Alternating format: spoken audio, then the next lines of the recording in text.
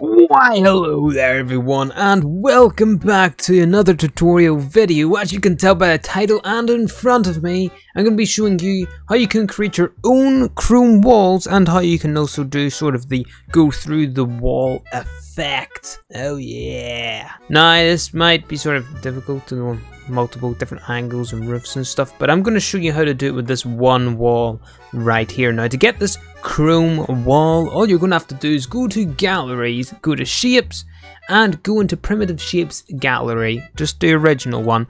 Grab this here flat plate at the bottom, then you're going to pick it up and you're going to put it at whatever size and whatever angle you want, and we're going to get rid of you. Now we've got this white one, and if you go pretty near the back, you've got a chrome color, and then that gives you the shine effect. Again, of course, since you can put this literally at any angle, you can get roofs, floors, any angle I suppose as well. I mean, you could turn it sideways. Look at that, that's pretty cool, right? But anyway, we also want to get sort of the special little effect on the side, and I seen on Twitter that someone had done this with the VFX creator, and I think they used that effect. Might have been that one. I'm going to use this one, however, Shockwave 1. Once you've selected that, go ahead and change the sizes and stuff. Main color, you're going to want to change this to a light pink, like that. Main color brightness, let's put that to 3. Use secondary color, yes, and change this to a light dark blue. In fact, let's put this to a light dark purple, so then they will slowly fade off in that dark purple. Nice. And we'll change that brightness as well. Sprite speed 0%, and that also 0%. Actually no, we can put that up, because then that sort of makes them go in sort of random angles. Randomness, we're going to put this 15%. Size over time, we're going to put this down to 75%. Spawn mode, continuous. Effect duration, generation even. Let's do that 100%. We're going to change the sprite size. 5% is better. There we go. Generation amount, let's put that to 5%. Yeah, we're going to need to put that up just a wee bit. Before we do that, this here spawn zone, change that to point, because then it sort of spawns here only in the middle. Alright, there's a pretty good effect right there. So what's going to happen is, when we're close to this wall, this effect's going to happen on our player, which means we're going to soon go through that wall. Now, a way people used to do this, and they done this for like conveyor belts and stuff, we're going to use that to our advantage. So let's go ahead and let's place a little floor down here, and you're going to need to grab yourself a little sequencer. Yes. Hey everyone watching the video, I just want to say I did change the mutator zones to triggers. So whenever I use a mutator zone, change that to a trigger that covers the whole wall, and make it trigger or that channel which I put on the mutator zone when player enters transmit on. So this one, I think it was transmit on channel 4. You're going to make that trigger then say channel 4 when someone stands on it. But we'll look into the triggers later on into the video. But let's go ahead to that sequencer where I talk more about it, and we will then look back on the rest of it. And then once you're inside the sequencer, you're going to have this start on 4 and stop in 5, so when somebody enters their mutator zone, it's actually going to stop that. And we're going to actually do something different here. We're going to stop in 5 still, but we're going to start on 6. Reason for that is because we want the effect to actually play in the person first. So we're then going to get a trigger, make forward transmit on channel 6 after a delay of 1 second. Then with the VFX, we're going to go all the way down, stick the body part, yes, then go into your channels, spawn at player when receiving from channel 4, and remove effect from player when receiving from channel 5. So what that's going to do is when we enter this zone, it's going to give us the effect, wait 1 second, then teleport us to the other side and remove this effect. Now back to the sequencer here, you can put the looping on infinite. I mean, I could actually put this on 2 times and it would still be fine. Tempo I've got at 140, and then lastly, send player information, make sure that is on yes. You're then going to go ahead and grab some triggers and then make them trigger on channel 7 and get rid of that delay, and then just place them sort of beside each other like this across the whole thing, like so. Why are you out of order? Get back in the order. Thank you. Okay, so we've now got all those triggers set on channel 7, so when this is going across, it will transmit on channel 7 a bunch of times. Okay, so you're going to place down then your first teleporter, and you're going to set, okay, that's wrong, put teleporter group to none, and we're going to turn teleporter group target to group Z. You can change all of those settings there, but make sure effect radius is, actually there, and then activate when receiving from channel 7. Okay, you're then going to go ahead and place the second one down. So I literally just copy and paste this one, make sure it's sort of in the zone. You're going to change that teleporter group to Z and change that one to none. Then you're going to get rid of the effect radius, and that is everything that you need to change in that one. So what's going to happen is when we enter this zone, for 1 second we're going to get this effect, then it's going to teleport us to this teleporter, and by the way, yes, this still activates on channel 7, and then it'll sort of move us that amount forwards, which is enough to get us through the wall and past the mutator zone a second time. So let's go ahead, let's start the game, and we can see the effect here, but when we go up, we get the effect. Why did you teleport me sideways, stupid? That's one thing you're going to have to watch out there. That's why I said I'm not going to be doing a bunch of multiple different angles. Since this wall is going this way, that is teleporting us this way. To fix that, it's really simple. Just grab both of these, bam, it's fixed. Now it'll teleport us forwards. Now the one issue with this is you won't be able to go back through the wall. To do that, you're literally going to have to get another mutator zone, have one there on that side, and have one then on the other side. Make sure as well with the mutator zone that you then have the VFX disabled, because that's what makes the blue effect go around your character. It's a bit messy looking, but let's go ahead. Let's start it again. This time it should work. We get the effect and we teleport on the other side. Look at that. I mean, it barely got us on the other side, but we did get there on the other side, and you could sort of see the effect go off there. Like, I mean, what does that do? Oh! I think that's why that shouldn't be set on loop. If I trigger that now, you see that would go on infinitely if that was not set. So I'll show you.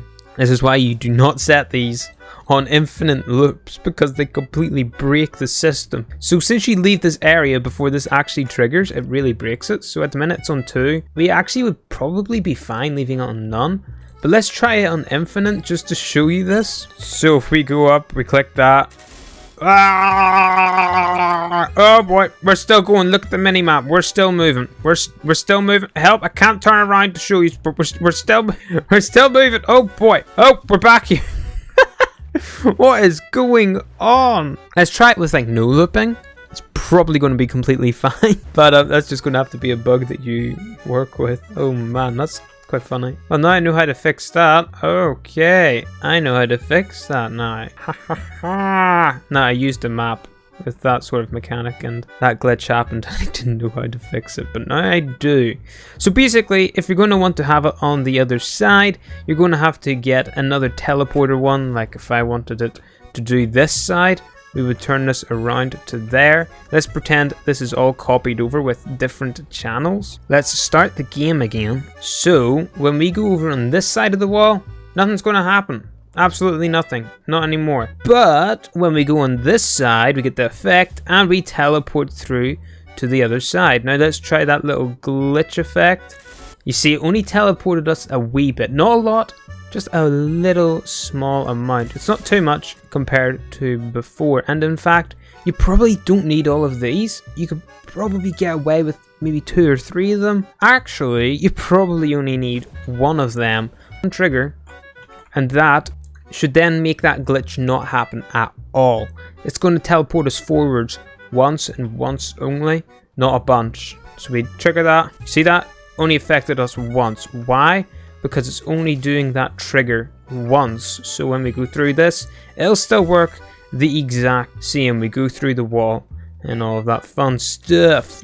Yeah! But anyway, that's how you do the multiple walls. But let's go ahead and make it go on the other side of the wall, just to prove you can do both ways. So we're going to go ahead, grab the mutator zone, and we're going to place it there. Now we're going to entering on number 8 and number 9. Then we're going to grab one of these, and we're going to go ahead and actually we can change this. We can change this quite well. We can go in here and make this attach on 10 and remove on 11. Then we can go onto a trigger here and make it transmit on 10 with 4 and get rid of that 1 second delay. Then we're going to get another one here and we'll place it right beside it. What we're going to do here is when it transmits on 4, transmit on, no, not 4, 8, and it's again going to get rid of that 1 second delay. Then we're going to have another one here on 4, transmit on with the 1 second delay, transmit on, what did I set it to? 11. Okay, so that will remove on 11 when transmit 4 is on. Change that from 6 to 10 and change this from 4 to 8. So when one of these triggers, one of those will trigger, activating this, activating a 1 second delay, then removing that. Now we're going to have to get another sequencer, which I don't have anymore because it's a trap. Hopefully we get that prop version soon. Now let's actually make this a bit quicker. Make loop none. Let's get that length down to half of what it normally is. Again, make sure that send player information is on yes. And we can see here, start sequence when receiving from. We can actually change that, I think, to channel 11. I think we can change, yeah, I think we can change both of these to start on channel 11. And then it says stop on 5, was it? 5, that's when we leave this mutator zone, correct? So when we leave this other one, it transmits on 9. So when we go in here, we do number 9, and that will trigger that. We're going to grab one of these, and we're going to go in it and make it transmit on 12. Then we're going to grab these 2 teleporters, put them over here for a second. We're going to grab this guy, move him here, activate when receiving from 12, and 12 on this one as well. And make sure that they are properly aligned. Let's change this from 11 to 8, and then on this one we will change this one to 6. Okay, so another thing you're going to want to change in these is actually the group. So change that to Y and change this one to Y. So yes, this starts on 8 and ends on 9. However, that's not going to work. Why? Because it doesn't have the 1 second delay yet. So we're going to have to grab one of these, do 8 and transmit on 13. Then we're going to go in here and make that 13, and this also has a 1 second delay. Okay, so this side should still work just like before. We get the wee effect and we go through. Then we go into this one and it teleports us through. Now that's one thing you're going to have to look out, is that we're going through both of the teleporters at the same time, which means we have to teleport our character further than the actual wall, because of course for some reason they haven't made the mutator zone actually trigger that sort of distance, which stinks. Now you could of course change this to actually a trigger on the wall, which would work a lot better, and you would actually save on a trigger because we don't need these to stop anymore because they're only going off once. But let's go ahead, let's move this back a wee bit more. We're going to change this to 1.5 meters.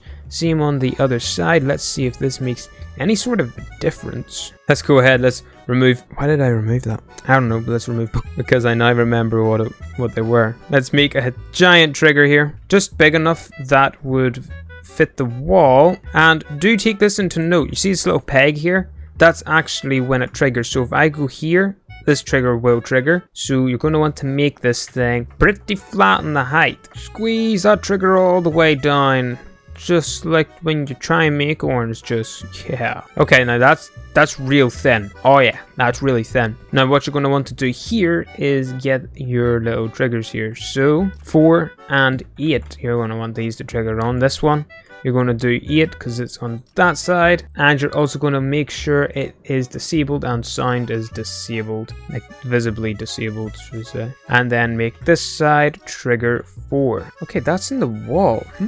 I wonder if that would work. You could probably turn that off and move it a wee bit closer, just like that. So this is now a lot more thinner. So let's go ahead and roll that trigger. Rolling.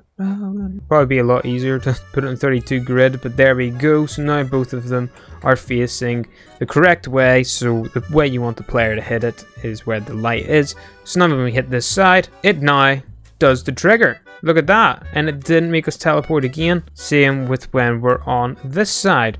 So there we go, everybody. There's how you make the little chrome wall effect. That is pretty cool. Of course, you're going to want to make sure this is all put away somewhere. But yeah, this works really, really well. And for now, for what we have in creative mode, this is pretty decent with not much channels. And of course, again, we did get rid of a couple there too. But if this tutorial helped you at all, please go ahead, subscribe to the video, and subscribe to the channel if this video helped you at all, and I'll see you all in the next one. And also, you know, like in Battle Royale, you can jump anywhere on the wall. Yeah, let's just jump here, you know. Look at that. And it did teleport us up there too. See that? That's pretty cool. One thing you might want to look out for is I think you could do a double channel. Yeah. Oh, there we go. It just fixed itself. Okay, I'm gonna go now before I break anything else. Bye.